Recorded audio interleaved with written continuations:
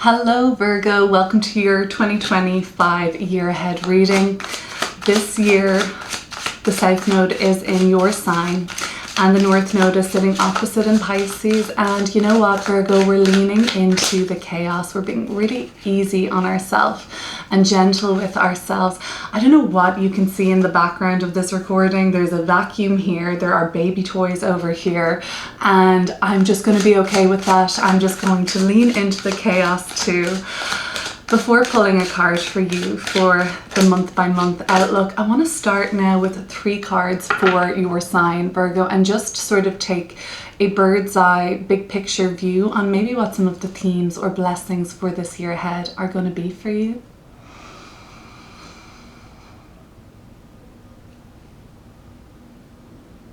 If you're tuning in for this year ahead forecast for the 2nd or 3rd or 4th time, welcome back. And if this is your first time here, welcome to you, and please remember to subscribe. Here's the 2 of Cups. That indicates to me that partnership is on the horizon this year, and this is about deepening the bonds that are in place, deepening your union, or even creating a relationship that really matters. 3 of Coins, this is an association with collaboration. This is associated with finessing and upskilling, you know, your talents and things like that. Very Virgo to me. And the Chariot card. The Chariot would not appear to us like this unless you were ready on a soul level. This is major arcana for some sort of a leveling up, for whatever has been incubating, whatever you've been nourishing and nurturing. It's a Cancer energy. It's ready to take form, to progress, to level up, and to take charge. You might be dealing with the sign of Cancer this year. The 2 of Cups and the Chariot together bring about this energy of getting in touch with your feelings. Maybe it's about creating what home means to you, creating what family means to you, creating a sense of deeper belonging where you are at, wherever that is. And this is also, you know, Cancer doesn't really always get spoken about as this very cardinal and pioneering sign, but it truly is. Like, I think that these waves here are good symbols for this momentum and power that Cancer has behind it, and that's what you're tapping into in a bigger way this year too, Virgo. These waves seem to me to be kind of like a real charge. There's a generator here. This also is talking about force and power, and the things that you're tapping into this year, be it with your teams, societies, communities, groups you're a part of, the teams you work with, the skills that you bring to the table, they're all leveling up too, and so are your partnerships, be those romantic, be those business relationships. It's looking really good. I just wanted to see what was coming out a little bit more bird's eye for you, and it will be interesting if we see those cards again coming out in the 12-month spread that I'm about to do, and that might give us an indication as to what time of the year you can expect those themes to be highlighted. So let's go from here. I'm going to start by pulling 6 cards for January through June 2025. January has passed now, so we're going to look at what that month looked like for you.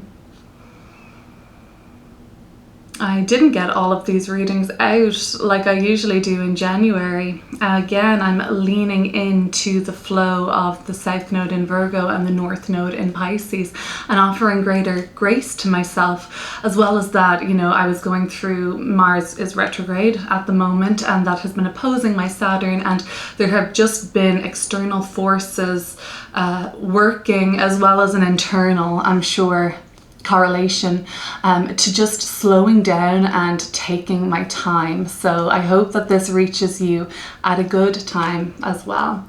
To begin the year, you've got the Sun card. Well, I mean, that looks like January then had been a month of authenticity, a month of leadership. Usually we see the Sun card with a kid or something very floral, but this is almost like this is a sultan. This is a powerful leader. This is a lot more force behind it. So physical vitality and strength seems to have been a big theme for January. Four of Wands as the sign. Aries is here, Venus is here. Venus is just moved into Aries today, actually. It's at 0 degrees as I record today on the 4th of February. So there is a receptive energy for February for you. We'll go deeper, of course. Then we've got the Three of Swords, the Knight of Swords for April, for May, the Ace of Swords, and for June, this beautiful Virgo energy of the Nine of Coins. So that tangible reward is coming for you in the first half of the year. This is a feeling of accomplishment and success, but we're going to dive pretty deep into these cards. I'll want to clear up that Sun card for sure, to see what that major arcana energy of January was all about, because it's really setting the scene for 2025. So January was a really important month for you just gone by.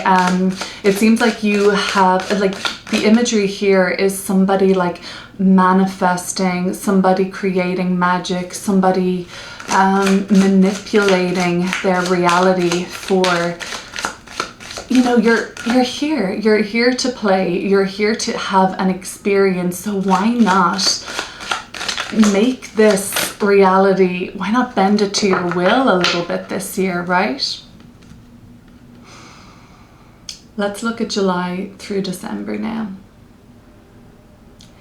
The eclipses are going to be happening in Virgo and Pisces this year too. So in particular, months of March and September are going to be pretty pivotal for your sign.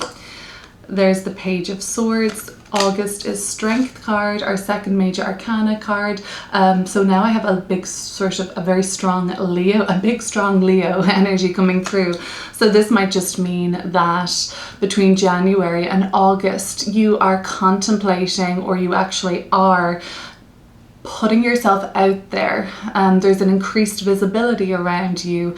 There is a creative self-expression emanating from you, as well as physical strength and vitality. That seems to be something that's going to be majorly important, I think, in the collective as the South Node transits through the sign of Virgo. The sign of Virgo is all about purification of the physical vessel, with, however, a lot of patience, because the South Node is requesting that we don't demand perfection and completeness all at once. Then you've got Pisces, the eclipse happening now in September, with this Ace of Coins bringing in an opportunity. Maybe the collective is experiencing more of a purification of the soul, and we're going to be oriented, pulled towards greater compassion, forgiveness, grace, and sure, there's going to be times where we are focused on our physical and mental, as well as spiritual and emotional health this year. Another major arcana card in the month of October, Death card, bringing in Scorpio season with transformation and shedding an old way. Then we have the Five of Swords, and finishing off the year with a beautiful energy, Temperance card in December. This is an energy of Sagittarius. So Sagittarius is a season for you that's going to be very important insofar as bringing about balance and ease, and also a sort of a symptom of ascension this year. There's a couple of cards that I will clear up, and I might use another deck to do so. I like to do this just on the off chance that a couple of cards will repeat. Maybe not. Okay, so let's get into this reading month by month. And I did say I was going to pull a card to clarify the Sun card. Let me take a second just to take this all in and see what storylines are emerging here. There is a turnstile event that takes place in the month of May, and that is leading, you know, there's a storyline from May, June and July that's all together. And then I suppose that's basically all I'm getting right now for the moment. The Sun card. Okay, we've touched on that. So something occurred in January that made you realize that there is no use anymore in wearing a mask. There's a time and a place for a persona, there's a time and a place for a facade, but January, or maybe for you 2025, that's not it. Like I said, the South Node is archetypally suggesting that we figure out where we're misaligned, okay? And the Sun card is just, it's not even begging you for authenticity, it's showcasing, or it's sort of, it's showing that you have been authentic, and due to that authenticity, you have, like the sun, you know, you have this magneticism, this gravitas, you have pulled towards you opportunities, people, circumstances, enlightenment, you know, understanding and wisdom.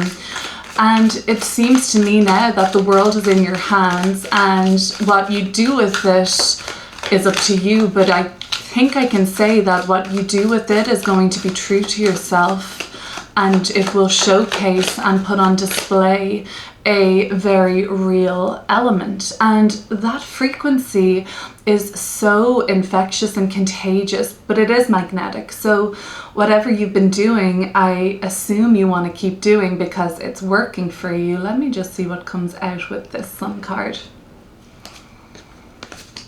The Chariot. So we did see the Chariot in the first 3-card pull, and this is kind of matching my vibe. I love that.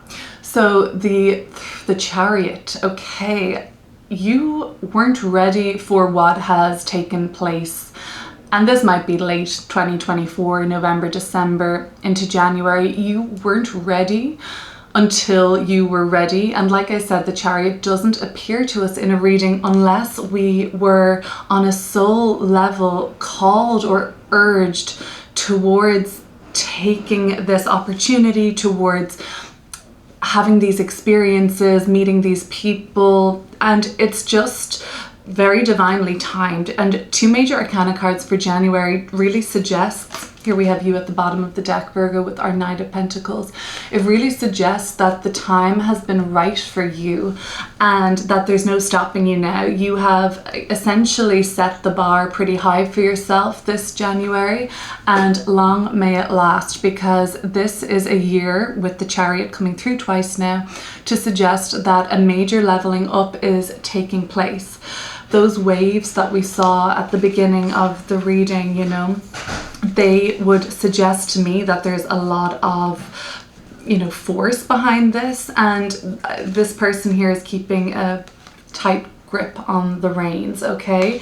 Much like them driving this car, right? They are making sure that they don't lose focus, they don't lose the grip, because then the direction kind of skews, and it's important that you maintain the direction that you want to take this in. 4 of Wands is suggesting that February has an opening in store for you, because Venus is in Aries and won't begin retrograde in Aries until the beginning of March. That means Venus is in its receptive phase, and this is a much more Venusian Venus in the time before the retrograde.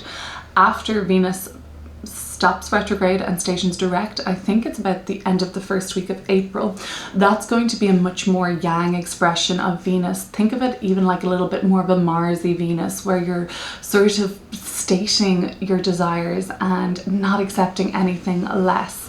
So for now in February, just know that there is some sort of an opening in store for you, and this almost looks like, well, there's a doorway here, so there's some sort of a portal and it's up to you to walk through, but it's also up to you to set your internal dial to, I'm worth this, these are my desires. When we talk about Venus and Aries, you have to be very direct about what you desire, and there is a lot to be said for what's going on in your home life, your family life, your domestic world. You might be renovating, you might be signing a lease, you might be beautifying your space.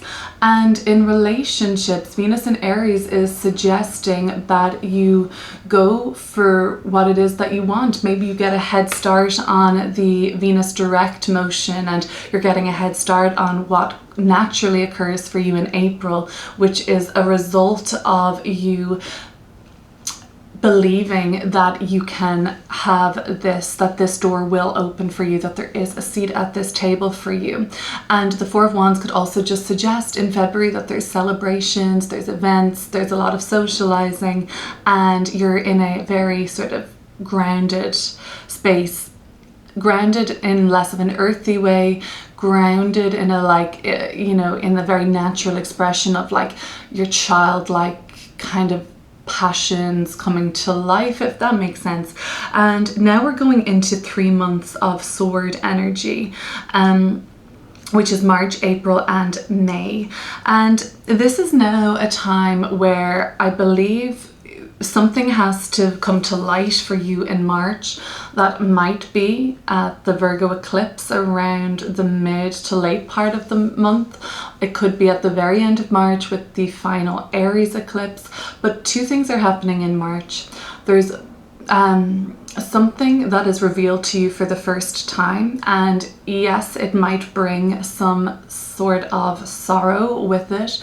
At, you know, at the most basic baseline 3 of Swords reading in a year ahead spread, I'm going to just say you might shed some tears in March, okay? That kind of cathartic and cleansing cry, okay? And it's something to do with new information. It might be that, you know, that something that you have, the other thing I think coming through is something you have been experiencing or dealing with in the realms of this feels like a betrayal, this feels like this is shady, or this has been out of alignment. The South Node Virgo eclipse that is occurring, it's a lunar eclipse in March, is probably giving you some sort of a dose of reality that you really need to see and reckon with in order to, 3 is about growth, even though it can come through some sort of a painful realization. From there on, you kind of get to decide what doors you're closing behind you. The Knight of Swords in April, the way I see this laid out is that they're looking towards March still. So the Knight of Swords is saying that you have to take some sort of an action in April, which essentially closes a door. This person is holding their heart, and there is very much like a kind of a hauntedness here. And the Knight of Swords is saying like you are essentially closing a door here, and whatever has been haunting you and whatever seems to be this repetitive or very like constant trigger almost for you, you have to take some sort of an action and again be direct with it. With Venus going to be stationing direct in Pisces, moving back into Aries, like a sense of being direct and forthright seems to be the benefit here. It seems to be what will make this work better for you. April is a very busy month, okay? There's a lot of moving parts. You are in a lot of different conversations, making different plans, and agreements and negotiations and contracts probably coming up for you in April. Then this is when a new storyline begins. In May, you are saying yes to an opportunity. You are having a download or an insight that basically changes how you have been receiving and how much you've been receiving, how much money you've been making, how much like of a stake you have, or how much, I guess, like people look up to you as a authority on this. This all changes in a really positive way. So in May, the Ace of Swords tells me that there is a download of insight, and it really allows you to sort of like redo your whole price list, redo all your offerings. It's like an opening for you to change or revamp or sort of renew something for yourself.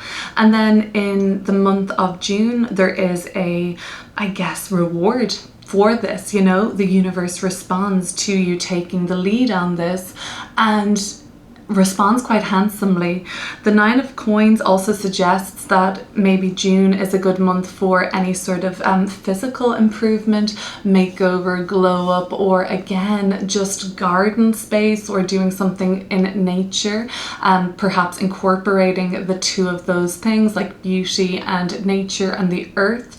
The Nine of Coins is something to do with sanctuary and safety, and it's not that you're seeking that or starting out on that in June. You have now done the hard work and you are seeing the results of that and giving yourself a big pat on the back.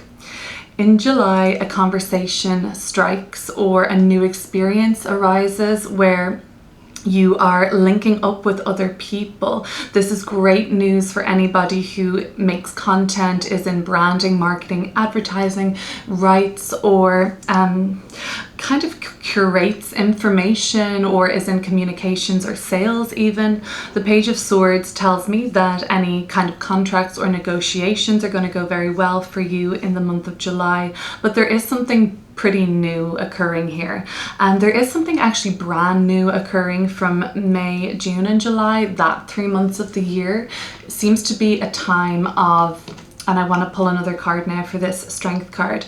There's two aces here, right? So the Ace of Swords and the Ace of Coins. Aces are filled with potential and opportunity. Yes, you have to act on them and do something about it in order to make this meaningful, but whatever does occur in May, one door opens and it kind of just has this sort of carousel effect where one idea sparks another, or one meeting opens the door to another meeting or another opportunity. So doors are opening in May for those aligned opportunities to continue, especially with a pretty nice, hefty, worthwhile aligned opportunity coming through with that second Virgo eclipse of the year in September.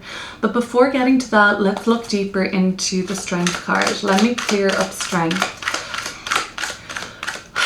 What can I say? I mean, strength card, it's this lion here and this maiden like yourself. Leo energy is what comes before Virgo.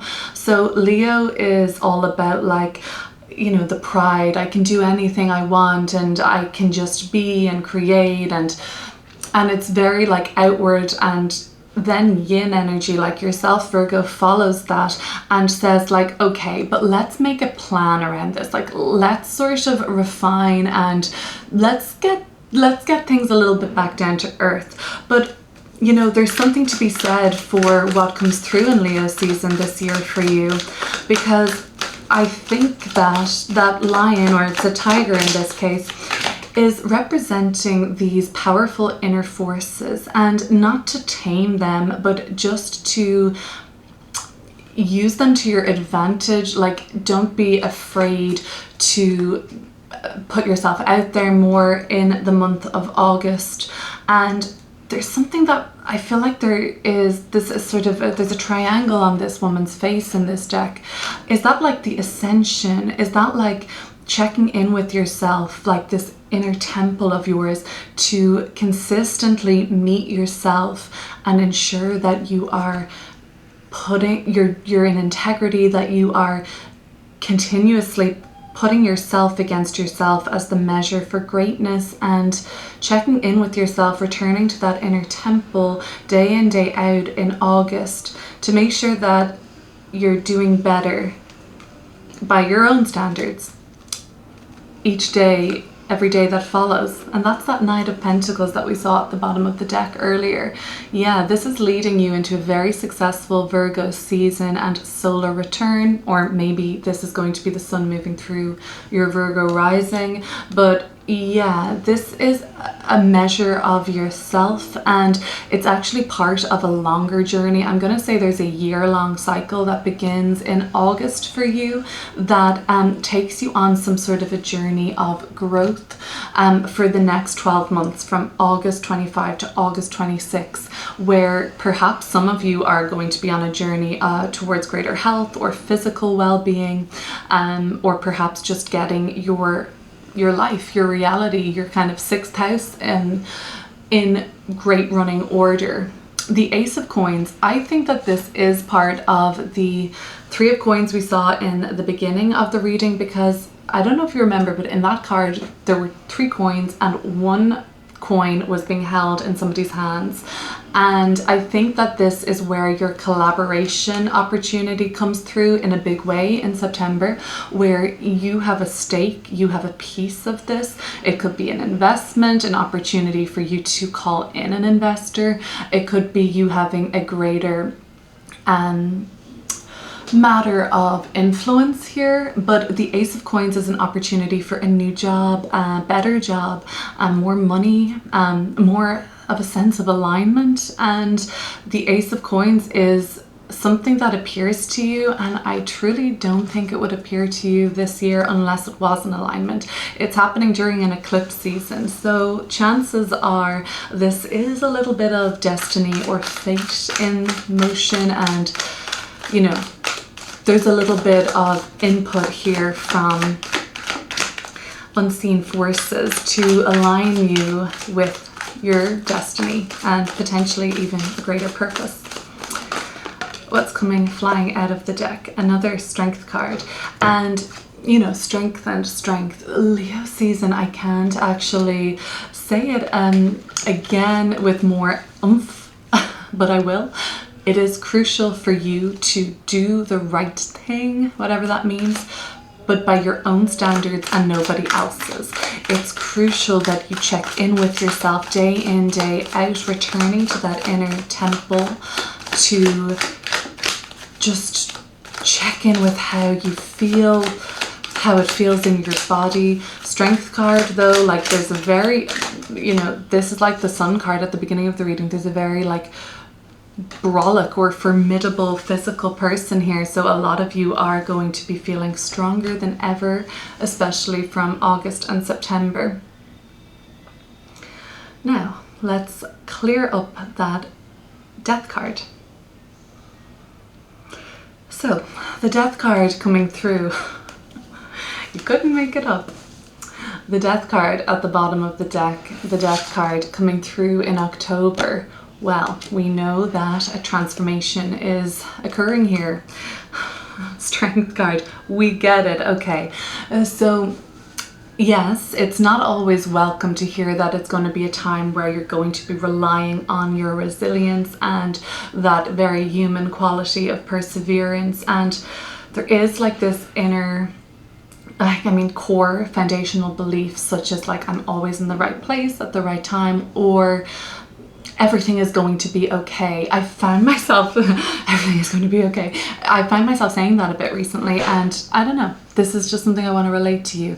The Death card, the Strength card, the Death card again, between August then and October, it's a time of opportunity for what's to come. Like opportunities that are starting there are all about what comes over the next 12 months. Something has to be surrendered, it seems, which is normal because space doesn't stay empty for very long. Space is just something that's been ready to be filled. As soon as you let go, something is ready to come in and take its place. It's that kind of quality of energy just being transferred, and there is a shedding of an old way. There is a kind of, this person here, it's not a tiger, it's a bear here with this lady. That's interesting. To me, that just suggests that you're ready now. There's something like this girl seems to be saying to this bear, like, I've kept this secret long enough. I've kept this contained, I think is what I'm trying to get at. We've kept this contained long enough. It's time for us to shed any facade, and it's time to bring this forward. And there is no sense of second guessing, I don't think, because Virgo, you've checked in so consistently with yourself. You've ordered this Knight of Pentacles, the Virgo energy. You've prepared this in such a way that you believe in it. And because of the authenticity signature that's coming through this year, it's like if other people don't see it the way I want them to, well, it's for you. But I think the infectious kind of quality of your true self being put on display, you will find the people that are meant to see that and appreciate that. The Five of Swords. Yeah, that usually happens, doesn't it, when your full light is on display, and people love that light of yours until it reveals their shadows. The Five of Swords is the shadow self, or the mistakes, or the messing up, or the regrets, and we all do that. And Pisces North Node is calling us to be more forgiving with ourselves, and truly, if we can't forgive ourselves, how can we forgive other people? Not that anyone is entitled to your forgiveness, but we hear all the time that forgiveness is for ourselves, for our own well-being. Now, there does seem to be a tricky energy in the month of November where your own shadows are just screaming for recognition, and they're very, very insightful too, because they're kind of leading you towards an insight or a breakthrough, because maybe you can channel this irritation or anger you feel into advocacy, or into speaking up, or addressing something.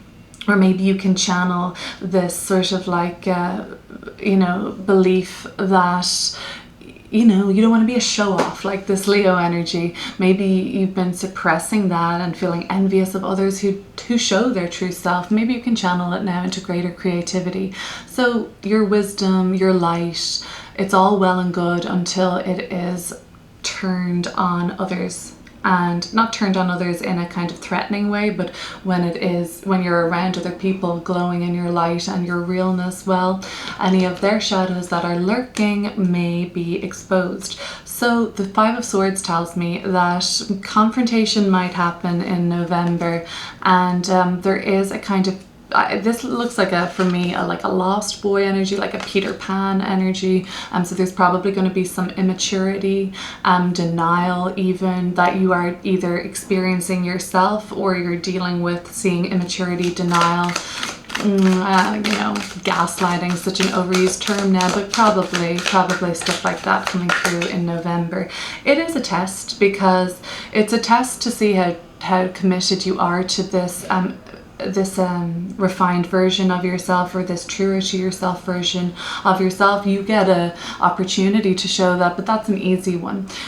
It's not as easy to maintain that central pillar of integrity, or that pinnacle of this great standard you're holding yourself to and others. Not as easy when you're triggered AF. But those kind of tests are necessary. And then you have the Temperance card. Let me just cover this Temperance lady. YouTube isn't such a big fan of the nude woman, I guess. Temperance card for December. How lovely. Let's pull a card for that major arcana.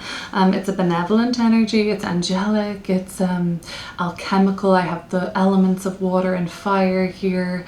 I have air and earth also. So there is an alchemy that occurs in December, and a purification of you. Wow. Big card to end the year with another major arcana. This is called Awakening, but you might see this card more often called Judgment. It's the second last card. It's about, well, it has associations with Pluto, and God, I need to look at my ephemeris. What the heck is Pluto doing at the end of the year? Possibly retrograde in Aquarius.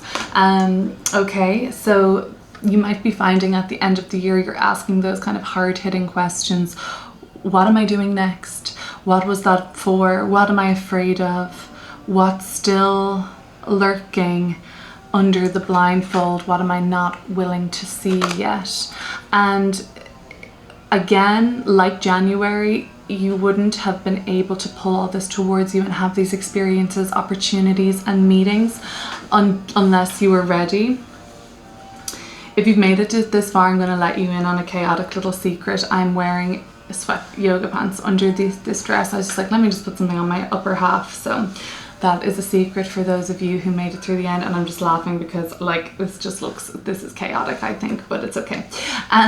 Yeah, just like January, you wouldn't have been able to call in these opportunities and all those, like, just this force field. You've got a freaking force field around you, unless you were ready. Okay, this December realization would not have been able to occur until this work. Like, okay, so I mean, it's so obvious now with the double death card, the double strength card, the double Knight of Pentacles, that August, September, October, November sets you up, whatever happens then sets you up for the realization, the awakening, the rebirth and ascension that occurs in December. It's going to be majorly good. The bottom of the deck, if that's anything to go by with your energy here, the Virgo card, sure. You have a choice to make in December about where you go next and where this romantic relationship goes next. That's what I'm getting for December. Okay, Virgo, thank you so much for watching, and I will see you soon.